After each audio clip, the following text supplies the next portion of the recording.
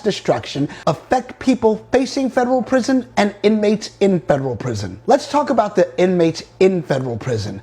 That executive order won't change anything for inmates that have already been sentenced to federal prison. However, if you're awaiting sentencing for a fentanyl charge and facing federal prison, then you may be in trouble. Last week, President Trump signed an executive order designating fentanyl a weapon of mass destruction. That makes it the worst narcotic in the history of the United States of America.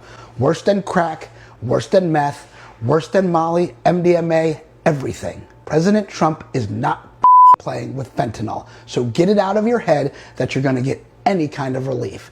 Now, let me tell you what's happened. We had 2 clients that went to sentencing last week on fentanyl charges. Both of them had signed non-binding pleas for 10 years or 120 months. At sentencing, after that executive order was signed earlier this week, one of those gentlemen that had signed a non-binding plea for 120 months was sentenced with an upward variance to 175 months. Now that's an extra almost 4 years. It's bad, but not too bad.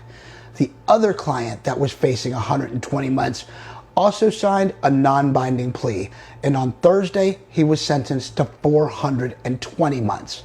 That changed everything. He was on the street pre-trial on an ankle monitor. They remanded him at sentencing, and now he's not going to go to a low and most likely not even a medium. He will probably have to start at a USP. President Trump is not playing with fentanyl. FederalPrisonTips.com is your #1 source for federal prison news, information, and post-conviction relief. How will President Trump's executive order make